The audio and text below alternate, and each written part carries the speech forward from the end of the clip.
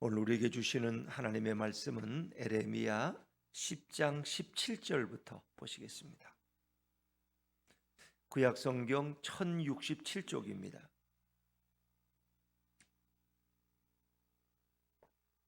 에레미야 10장 17절부터 25절까지 말씀입니다.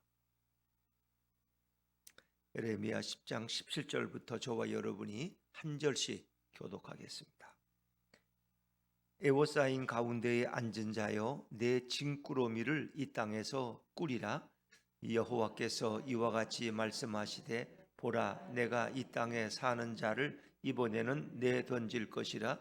그들을 괴롭게 하여 깨닫게 하리라 하셨느니라. 슬프다 내 상처여, 내가 중상을 당하였도다.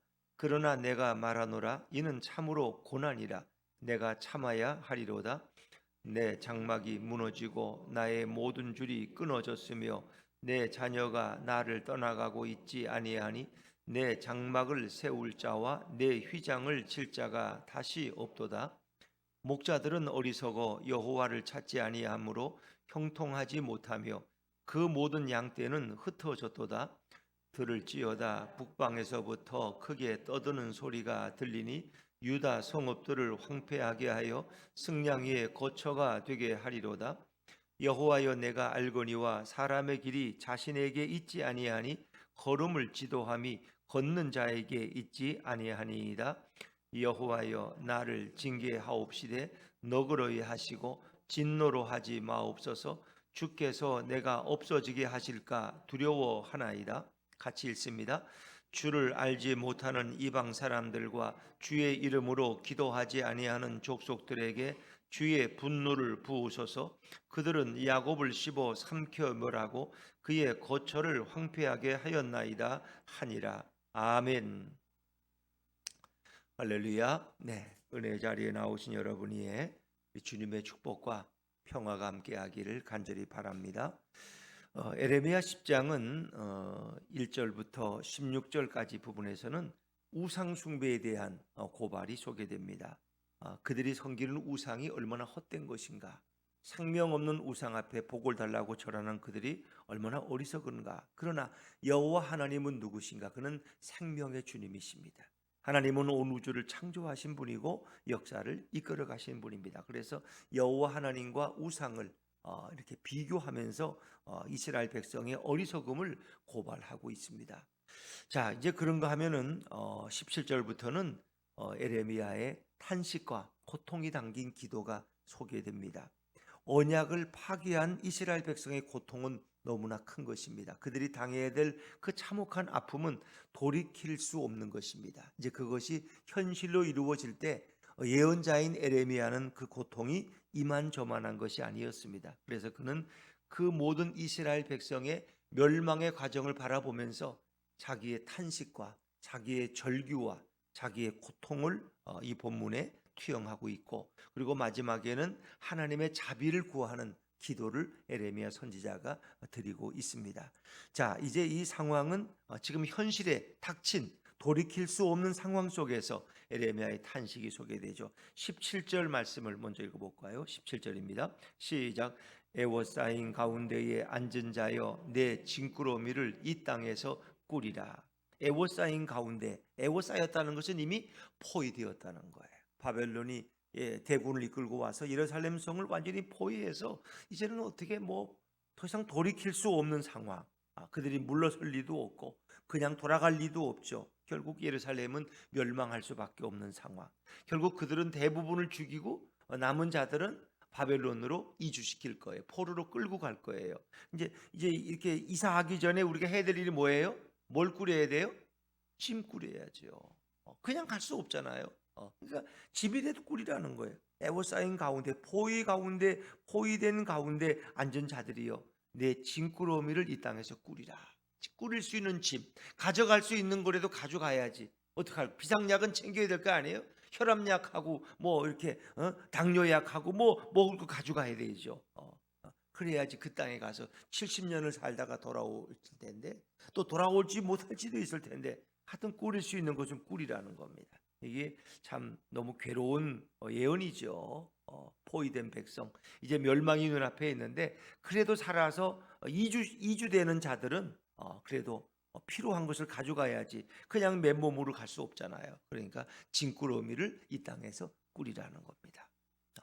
아픔의 예언이죠. 자, 18절 말씀입니다. 18절입니다. 18절 시작. 여호와께서 이와 같이 말씀하시되 보라 내가 이 땅에 사는 자를 이번에는 내던질 것이라 그들을 괴롭게 하여 깨닫게 하리라 하셨느니라. 아멘. 이 땅에 사는 자를 이번에는 내가 내던질 것이다. 하나님의 말씀이죠. 마치 투척기라는 게 있어요. 돌 같은 걸 이렇게 상대방 성 안에 던지기 위해서 멀리서 큰 돌을 성 안으로 던져버린 이제 무기죠. 무기. 투척기. 그런 것처럼 하나님이 이스라엘 백성을 내어 던지신다는 거예요. 그 얘기는 바로 뭐예요?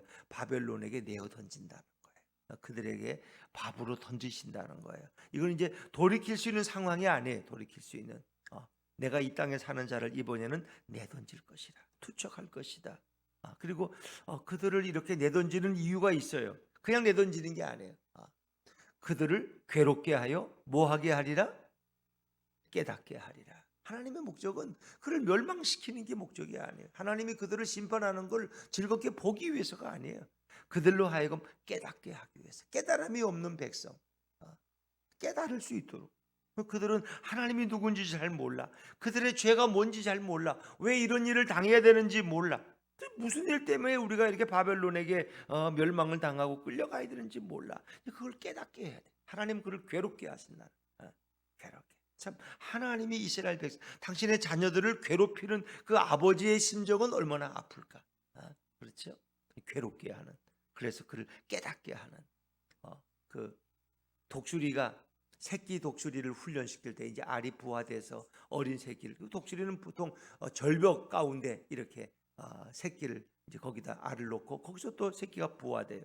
그러면 이 어린 새끼는 잘 날지도 못해. 그러면 어미 독수리는 어떻게 해요? 이 새끼 독수리를 밀어내는 거예요. 날개로 쳐서 찔러서 밀어내. 절벽 밑으로. 그래서 결국 떨어뜨리는 거예요. 그냥 날지 못하는 이 새끼 독수리는 퍼덕이면서 땅에 떨어질 때 어미 독수리가 그 넓은 날개로 그 자식을 또 받아서 다시 위로 올라가고 다시 또 떨구고 그렇게 하는 일을 계속하면서 날개의 힘이 돋게 되고 그는 스스로 날게 될 때까지 그 교육을 계속한다는 거예요. 그러니까 하나님의 훈련이, 하나님은 그 백성을 멸망시키는 게 목적이 아니라 그들을 연단하고 훈련해서 바르게 살아갈 수 있도록 하시는 거예요. 그런데 이것은 이미 돌이킬 수 없는 거예요. 이미 하나님이 그들을 내어 던지실 것이다. 그리고 그들을 괴롭힐 것이다. 그것은 목적은 교육적인 목적, 깨닫게 하는데 목적이 있는 거예요. 그러나 그것은 바라보는 에레미야의 심정은 너무 아픈 거예요. 자, 그래서 자기 자신의 아픔을 이렇게 19절에 설명하고 있죠. 19절 말씀을 읽어볼까요? 19절 시작. 슬프다 내 상처여 내가 중상을 당하였도다. 그러나 내가 말하노라 이는 참으로 고난이라 내가 참아야 하리로다. 에레미야는 이런 예언을 하고 싶지 않아. 이걸 지켜보는 것 자체가 너무 고통스럽고 괴로워요. 그러나 그는 참아야 돼. 그게 선지자의 사명이야. 선지자의. 그래서 내가 언제 선지자를 하겠다. 난 아이라 말할 줄 모른다 그랬더니 하나님이 그냥 강압적으로 에레미야를 선지자로 세워서 그 일을 맡기셨어. 너무 슬프고 내 상처가, 마음의 괴로움이 너무 커. 마치 중상을 당해서 회복이 안 되는 거지. 내 상처가 너무 커서 내가 견딜 수가 없어. 내 민족이 망해가는 것을 바라보는 선지자의 아픔은 이루 말할 수가 없어. 그래서 선지자 자신도 평안한 게 아니에요. 자신도 결국 끌려가서 결국은 희생의 제물이 되는 거예요. 선지자도 마찬가지. 내가 중상을 당하였도다. 그러나 내가 말하노라 이는 참으로 고난이라. 이 고난은 피할 수가 없어. 이 아픔은 어차피 감당해야 되는 그런. 그 선지자 자신도 그렇고 이 백성도 마찬가지. 여러분 이 백성이 행복하게 살면 선지자도 행복한 거 아니에요? 근데 이 백성이 고통 가운데 선지자도 고통스러워. 뭐 선지자는 뭐 특별 대우를 하겠어요? 에레미야도 결국은 이방 땅에 끌려가서 거기서 결국 순교를 당하고 마는 심정이. 그의 마음이 큰 상처를 입은 것 같은, 중상을 입은 것 같은 괴로움을 그는 호소하고 있는 거예요. 이제 예루살렘의 멸망이 눈앞에 닥쳐 있어요. 자, 20절 말씀입니다. 20절 시작. 내 장막이 무너지고 나의 모든 줄이 끊어졌으며 내 자녀가 나를 떠나가고 있지 아니하니 내 장막을 세울 자와 내 휘장을 칠 자가 다시 없도다. 이게 이제 이렇게 비유적이죠. 이스라엘 백성들은 유목민이기 때문에 양들을 키우면 자주 이렇게 이사를 한다는 거예요. 그래서 그들은 우리 같은 콘크리트 집을 짓는 게 아니라 텐트 집이야, 텐트. 텐트라는 걸 언제나 쳤다가 다시 또 이렇게 옮길 수 있는, 우리가 차박이라 그러나 요즘 뭐 이렇게 차에다 연결해서 텐트를 쳤다가 다시 또 말아들고 차를 또 떠나가는, 이제 그게 이스라엘 백성들의 이제 모습이, 사는 모습인데, 그 장막이 무너졌다는 것은 뭐예요? 결국 예루살렘이 무너졌다. 예루살렘을 가리키는 거죠. 나의 모든 줄이, 이 장막을 치는 줄, 장막은 주로 줄로 이렇게 당기는 거 아닙니까? 근데 줄이 다 끊어져서 이제 다시 장막을 칠 수가 없어. 이제 줄이 다 끊어졌어. 그리고 내 자녀가 나를 떠나가고 있지 아니하니. 그러니까 예루살렘의 백성들이 결국은 다 붙들려 가고 참살당하고 강제 이주당하고 이제는 이 땅에 없다는 거예요. 내 자녀가 나를 떠나가고 있지 아니하니. 이건 잘 보셔야 돼. 이게 잘못 읽으면 이게 무슨 뜻인가? 자녀는 다 결국 바벨론 땅에 끌려가고 지금 이 땅에는 아무도 없어. 있지 아니하니. 현재 아무도 없어. 이제는 장막을 다시 세울 자도 없고 휘장을 칠 자도 이 땅에는 없어. 예루살렘은 다시 회복될 수 없어요. 무려 7, 80년 동안은 아무도 이 허물어진 예루살렘을 다시 재건할 자가 없다는 거예요. 눈앞에 닥친 현실입니다. 근데 결국 이 원인 중에 한 가지가 뭐예요? 지도자들을 잘못 만나. 지도자들. 그러니까 백성들이, 행복한 백성들은 지도자를 잘 만나요. 뭐 자식도 부모를 잘 만나야 되고, 모두가, 백성은 지도자를 잘 만나야 돼.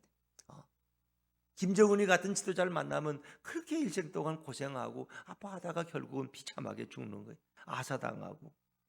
좋은 지도자를 만나는 게 축복이죠. 그 민족에. 자, 21절 말씀입니다. 21절 시작. 목자들은 어리석어 여호와를 찾지 아니하므로 형통하지 못하며 그 모든 양떼는 흩어졌도다.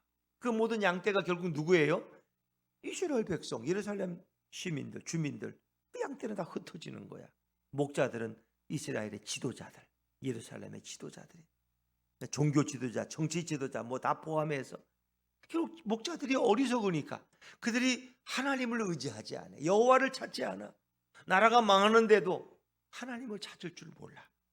이게 제일 답답한 거예요. 그러니까 하나님을 찾는 지도자가 얼마나 훌륭한, 선한가. 근데 하나님을 찾지 않는 자들은 소망이 없어. 목자들은 어리석어서 여호와를 찾지 아니하므로 형통하지 못하며, 이것은 밑에 쭉 내려가 보면 뭐라 그래요? 형통하지 못한 게 지혜롭게 행하지 못하며. 작은 2번. 그들은 지혜롭지를 못해. 가장 미련하고 어리석어. 어리석다는 것은 우둔하다는 거죠. 그들은 지혜롭게 행동하지 못해서 결국 그 양떼를 다 이방에 뺏겨버리고 양떼는 뿔뿔이 흩어졌다는 거예요. 부모가 자기 구실을 못하면 그 자식들은 다 길거리에 나앉아야 돼. 부모가 뭐 잘못해가지고 교도소에 끌려가면 그 자식들은 어디로 가요? 결국 고아원에 안 가면 결국 길거리에서 노숙을 해야 되는 거예요. 그러니까 부모를 잘못 만나면 자식들이 고생인 거고, 지도자를 잘못 만나면 그 백성이 피해를 입게 된다는 거예요. 그러니까 그들은 거짓된 평화를 외치는 거죠. 왕이나 왕도, 지도자들도, 선지자들도, 제사장들도 무슨 누구 전쟁이냐, 무슨 심판이냐, 이렇게 우리가 살기 좋은 나라인데 지금 하면서 그들은 거짓된 평화만 외쳐서 백성을 미혹했고, 또 백성도 그 우상 숭배에 동참하고 깨닫는 자가 없었기 때문에 이런 일을 당하는 거죠. 그러니까 지도자가 잘못되면 백성들이 깨어 있어야 돼요. 그러니까 이렇게 깨어서 기도하는 분들이 있다는 게 이 민족의 축복인 거예요. 누군가는 깨어서 기도하고 하나님을 찾고 지도자들을 위해 기도하는 자들이 있어야 돼. 다 같이 잠들어 있으면 그 민족은 소망이 없는 거예요. 그래도 우리 대한민국이 이렇게 유지될 수 있는 거예요. 하나님이 이 땅을 포기하지 않았기 때문에. 그리고 이 땅에는 기도하는 새벽기도 교인들이 있다는 것이 가장 큰 축복 중에 하나인 줄로 믿습니다. 기도하는 성도가 있다는 게, 다 흥청망청되고 다 술 취하고 다 젊은이들은 마약에 빠지고 그럼 나라 꼴이 어떻게 되겠어요? 다 자기 이익만 찾기고 속이고 거짓말하고 자기 이득만 취하는 자들로 가득 차 있으면 이 나라는 소망이 없어. 그래도 나라와 민족을 위해 기도하는, 눈물로 기도하는 그리스도인들이 있기 때문에 하나님의 이 땅을 버리지 않도록, 이 땅 백성이 거짓된 무신론에 빠지지 않도록 창조주 하나님을 신뢰하고 하나님이 만드신 백성으로 보존될 수 있도록 기도하는 자들이 있기 때문에 이 민족이 망하지 않고 살아갈 수 있는 거 아니에요, 여러분? 이게 너무 중요한 거예요. 지도자들의 잘못. 그래서 결국은 이 땅은 어떻게 되는 거예요? 이 땅은 BC 586년 예루살렘은 바벨론에 의해서 완전히 멸망당하는 거예요. 자, 그 처참한 결과가 어떻게 올 것인가를 그래서 이런 예언들은 약간 현재 진행형이기도 하고 약간 또 미래적인 것도 해요. 미래에 이루어질 일들을 얘기하는 것 같지만 지금 진행 중인 상황이에요. 자, 22절입니다. 22절 같이 읽죠. 시작. 들을지어다 북방에서부터 크게 떠드는 소리가 들리니 유다 성읍들을 황폐하게 하여 승냥이의 거처가 되게 하리로다. 북쪽에서부터 바벨론이 큰 군대를 이끌고 시끄럽게 침공에 들어오는 거야. 그러니까 결국 유다 성읍 예루살렘은 황폐한 성이 되고 사람이 살지 못하는 것이 되고 승냥이의 거처, 이 자칼이라고 그러는데 여우와 이런 늑대의 거처가 된 사람이 살지 못하는 황폐한 예루살렘이 되고 만다. 모든 성은 다 무너지고 돌 하나도 도리에 남아있지 않는 폐허된 도시가 될 것이다. 이런 심판들. 오늘날 역사 속에 우리는 이런 것들을 계속 보잖아요. 지진이 나서 어떤 결과, 화산이 폭발하고 쓰나미가 온 그 참혹한 형상이 어떤 것인지, 전쟁이 휩쓸고 간 그 상태가 어떤 것인지 우리는 계속 보고 있는 거예요. 하나님은 계속 예언하고 있어. 근데 이것이 국지적이야. 전 세계에 같이 임하는 것이 아니라 부분적으로 한 민족, 한 지역에 이런 일이 계속 일어나면서 깨달으라는 거야. 보고. 이 지금 미래에 오는 재앙을 너희가 깨달아야 피할 수 있다는 거예요. 근데 그걸 모르는 자들은 전혀 엉뚱한 소리만 하고 있는 거죠. 예루살렘이 당한 일들이 바로 우리가 당할 일들이고 이 민족 지구촌이 당할 일들을 계속해서 보여주고 있는 거예요. 자, 이제 이런 상황 가운데서 선지자는 뭐 할 수 있는 거예요? 그거 할 수 있는 건 기도밖에 없어. 뭐 에레미야가 총 들고 나가 싸우겠어? 칼 들고 나가 싸우겠어? 이제는 더 이상 뭐 해봐야 들을 사람도 없고 이제는 망하기 직전인데 망해가는 이 도성을 바라보면서 결국 에레미야는 하나님 앞에 부르짖는 것밖에 없어요. 에레미야가 기도한다고 이거 돌이킬 수 있는 문제가 아니야. 이거는 그러나 그가 할 수 있는 이 민족을 향한 마지막 기도가 있어요. 선지자의 탄식의 기도. 자, 23절 말씀입니다. 23절 같이 읽죠. 23절 시작. 여호와여 내가 알거니와 사람의 길이 자신에게 있지 아니하니 걸음을 지도함이 걷는 자에게 있지 아니하니이다. 얼른 읽으면 무슨 얘기인지 잘 모르겠어요. 이 공동 번역으로 앞부분을 보면은 사람은 자기 운명의 주인이 아니라는 것을 깨달았습니다. 그 얘기예요. 사람이 자기 운명의 주인이 아니라는 거. 내가 살고 싶은 대로 살아요? 여러분의 모든 것이 여러분의 원하는 대로 됩니까? 안 돼요. 나는 서울에 살고 싶었지만 어쩐 이유로 동탄에 와 살고 있을 수 있고, 나는 부산에 가 살고 싶지만 엉뚱하게 저 광주에 가 살 수 있는 거예요. 내 인생의 이 모든 여건은 내 마음대로 안 돼. 뭐 직장인이 자기 가고 싶은 대로 갈 수 있나요? 위에서 가라면 글로 가는 거지. 어찌 보면 사람의 길에 사람의 운명이 자신이 결정하는 게 아니에요. 인간은 선하게 살고 싶어도 어떤 상황에는 자기가 악한 자리에 가 있는 거야. 친구의 꿰매 넘어가가지고. 그래서 감옥에 갈 수도 있는 거예요. 사람이 자기 원하는 대로 안 돼. 내 인생의 운명의 이 운전대가 내 마음대로 안 된다니까. 엿장수는 뭐 우리가 예전에 그랬어요. 엿장수 마음대로 가위를 두드리겠지. 그러나 내 인생은 내 마음대로 안 된다는 거 아세요? 내가 살고 싶은 대로 못 살아. 그렇게 착하게 살고 싶다고 해서 착각지는 게 아니야. 걸음을 지도함이 걷는 자에게 있지 아니하니이다. 내 인생을 조종하는 것은 내 마음대로 못해. 결국은 내가 살아보면은 이 모든 것을 움직이시는 분이 누구예요? 하나님이시고 예수님. 내 인생의 운전대는 내게 있지 않아. 하나님이 내 인생의 주관자라는 거예요. 하나님이 내 인생을 주권으로 주고 이끌어 가시는 거야. 결국. 그러니까 이 백성도 결국은 내 마음대로 이렇게 되는 게 아니야. 왜? 자기들 속에는 선한 게 없기 때문에. 하나님을 잘 예배하고 하나님의 복받은 백성으로 살고 싶지만 그들이 그렇게 살 길도 없어. 인간은 근원적으로 악하기 때문에 죄의 꾀임에 빠지고 우상 숭배에 깊이 빠져가고 세상 헛된 것 쫓아가다 보니까 하나님을 등지고 살아간 거야. 결국은 이 얼마나 나약한 인생이냐. 결국 인생의 주권자는 하나님이시고, 인생의 운명은 내 마음대로 컨트롤이 안 돼요. 이 모든 것을 주관자를 하시는 분은 하나님이시다. 그래서 정말 하나님이 이끌어 가시는 길로 우리가 순종하며 나아가는 게 중요한데 그들은 그렇게 하지를 못했어. 결국은 오늘 이 모양 이 꼴로 지금 이 멸망 직전에 서게 된 거예요. 여러분, 그래서 우리는 우리의 인생을 누구에게 맡겨야 돼요? 전능하신 하나님께, 예수님께 맡겨야 돼. 내 인생은 내 마음대로 되는 게 아니에요. 결국은 주님께 맡기면 주님이 우리를 선한 길로 이끌어 가시는 거야. 내 인생의 주권자는 예수님이시고 여호와 하나님이시다. 그걸 고백하는 거예요. 자, 그러니 이제 이런 엄청난 징계를 당하는데 여기에 이 백성을 좀 긍휼히 여겨달라고, 좀 너그럽게 여겨달라고, 이 심판 중에 자비를 구하는 것이고 멸망 중에 긍휼에 호소하는 거예요. 하나님, 이 백성을 완전히 멸하지 마시고 그래도 심판 중에서라도 좀 이렇게 좀 살살 좀 다뤄달라고. 이 백성을 위해서 할 수 있는 게 이거밖에 없어요. 선지자의 기도 24절입니다. 24절 시작. 여호와여, 나를 징계하옵시되 너그러이 하시고 진노로 하지 마옵소서. 주께서 내가 없어지게 하실까 두려워하나이다. 하나님이 진노로 지금 심판하시지만, 징계하시지만 제발 좀 너그럽게 좀 자비를 좀 베풀어 달라는 거예요. 좀 봐가면서 좀 이렇게 심판하시라는 거야. 왜? 이 민족이 완전히 없어질까 두렵습니다. 완전히 진멸하시면 이 민족은 이제 모든 것이 끊어져 버립니다.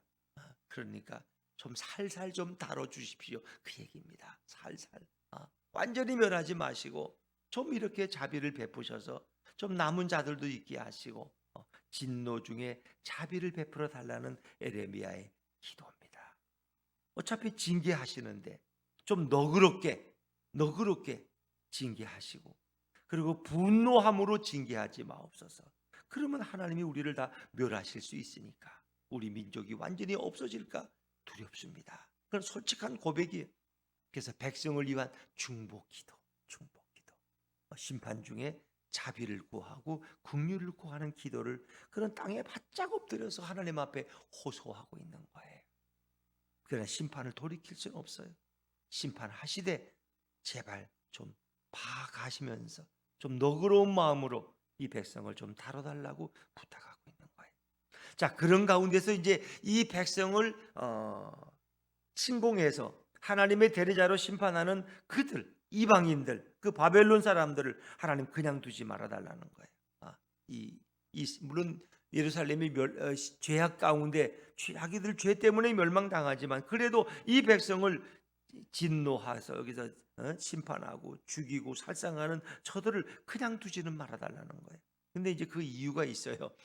그들이 예수를 잘 믿는 민족이 아니에요. 바벨론 민족은 이방 민족을 하나님이 들어쓰시는데 심판의 도구로 이제 그들도 하나님 심판받게 해달라는 거예요. 자, 25절 말씀입니다. 25절 시작. 주를 알지 못하는 이방 사람들과 주의 이름으로 기도하지 아니하는 족속들에게 주의 분노를 부으소서. 그들은 야곱을 씹어 삼켜 멸하고 그의 거처를 황폐하게 하였나이다 하니라. 야곱은 이스라엘 백성을 가리키는 거예요. 그들은 야곱을 씹어서 삼키고 아주 멸한 민족이야, 바벨론은. 그래서 그들도 그냥 두지 마시고 그들이 이 야곱의 거처를 황폐하게, 사람이 살지 못하는 곳으로 만들었습니다. 사실 이제 우리가 예레미야나 이사야를 보면은 왜 하나님이 바벨론을 다시 심판하시는가 이유가 있어요. 사실 하나님은 바벨론에게 너희가 좀 내 백성을 좀 살살 다루라 그랬어. 그런데 그들이 어린아이들을 참혹하게 죽이고 노인들을 학대했다고 성경에 나와요. 하나님이 그 용납하지 못하는 거예요. 내가 내 백성을 너에게 넘겨주지만 좀 살살 다뤄라. 내 백성이니까. 내 자식이 이렇게 심하게 죽어가는 걸 내가 못 보겠다는 거예요. 근데 바벨론은 너무 냉정하게 그들을 분노로 그냥 다 쏟아버렸어. 노인들을 막 그냥 학대하고 어린아이들을 참혹하게 살상했어. 하나님이 그걸 용납하지 않으셔. 그래서 바벨론은 또 그들의 죄악 때문에 심판을 당하는데, 이제 바벨론이 심판당하는 주요한 이유 중에 하나는 그들이 하나님을 알지 못하기 때문에. 하나님을 알지 못하면 다 심판당한다는 거 아세요? 우리 죄 중에 가장 큰 죄는 뭐예요? 누구를 모르는 죄예요? 하나님을 모르는 죄, 예수를 모르는 죄야. 뭐 도둑질하고 사람 죽이고 뭐 사기치고 그것도 물론 죄야. 제일 큰 죄는 돌이킬 수 없는 죄는 하나님을 모르는 죄야. 그래서 우리 자녀들이 하나님을 알게 해 주십시오. 우리가 아는 우리의 이웃들이 예수님을 알게 해 주십시오. 하나님을 모르고 사는 것이 제일 큰 죄야. 돌이킬 수 없는 죄야. 하나님을 알면 죄를 짓다가도 회개할 수 있어. 아이고 내가 잘못했어요. 내가 맞을 짓을 죽을 짓을 했습니다. 주님 제게 긍휼을 베풀어 달라고. 하나님도 용서하셔. 그런데 하나님을 모르는 건 어떻게 방법이 없어. 근데 그들이 심판받는 것은 하나님을 알지 못하기 때문에, 그리고 주의 이름으로 기도하지 아니하는 족속이기 때문에, 주의 이름으로 기도할 수 있다는 게 얼마나, 그걸 기도할 줄 모르는 이 백성, 결국 이 예루살렘 땅에, 야곱의 땅에 엄청난 진노를 쏟아붓는 그들, 그들에게도 하나님이 분노를 부어달라고. 참 만약 이스라엘이 잘못해서 이렇게 심판을 당하지만, 이스라엘을 심판한 그 이방 민족이 더 번성한다면 결국 어떻게 될까요? 다 하나님을 비웃어. 뭐 하나님의 백성들 저렇게 멸망당하더니 저들을 멸망시킨 바벨론은 더 잘 사네? 이렇게 할 거예요. 근데 하나님이 바벨론을 그냥 두지 않아. 그래서 바벨론의 왕 느부갓네살은 자기 자식한테 살해당한다는 거 아세요? 결국 살해당해. 그리고 반란이 일어나 스스로 내분이, 나라가 망하고, 그리고 나중에 약해지니까 누구에서? 페르시아 제국에 의해서 결국 멸망당해요. 바벨론 제국이 멸망당하고 파사 메대 제국이 일어나서 고레스가 왕이 되는 거야. 다른 사람이. 그래서 고레스가 결국은 하나님의 음성을 듣고 이스라엘 백성을 다시 돌려보내는 거야, 예루살렘 땅으로. 이제 그런 역사를 움직이는 분이 누구예요? 여호와 하나님이에요. 하나님이 역사를 조정해요. 내 인생은 내 마음대로 가는 게 아니에요, 여러분. 다 하나님이 이끌어 가시는 거예요. 근데 그 하나님이 이끌어 가시는데 순종하며 따라가는 사람이 있고, 그걸 거부하는 사람들이 있어요. 거부하면 매를 맞지, 결국은. 그리고 내 인생은 내 마음대로 안 돼요. 내 인생의 조종자는, 주권자는 바로 여호와 하나님이시고 예수님이에요. 그래서 우리가 하나님의 마음을 알고 예수님의 마음을 알고 순종하며 따라가는 것이 너무 중요해. 내 삶에 주님이 원하시는 게 뭘까? 우리 그걸 늘 물어야 돼. 주님의 뜻이 어디에 있나이까? 이게 주님의 뜻입니까? 늘 되물어야 돼. 그런 말씀을 읽을 때, 설교를 들을 때, 성경을 읽을 때 주님이 내 마음에 그런 감동을 주시는 거예요. 이게 너 뜻이다, 너 뜻이다. 이게 주님의 방법이야. 이번에 중등부에 부임하신 이제 교육 전도사님이지만, 전도사님이 이제 그런 말씀을 하시게, 만나서 이제 면담을 하는데, 자기를 오라고 하는 곳이 몇 군데 있었다는 거야. 근데 거기를 놓고, 그 사역지를 놓고 아내와 함께, 사모와 함께 기도하면은 하나님이 그런 응답을 안 주신다는 거예요. 그래서 계속 그걸 거절하고 또 미루고 했는데, 예수품 교회에서 좋은 자리도 아니고 교육전도사로 뭐 중등부 학생 몇 명이야? 3명인데 그걸 와서 가르치겠냐는데, 그 마음이 따뜻해지고, 그래서 그걸 가지고 자기 사모하고 둘이 기도했는데, 일주일 동안 하나님이 순종하라고. 그래서 이렇게 왔다. 자기 너무 행복하다는 거예요.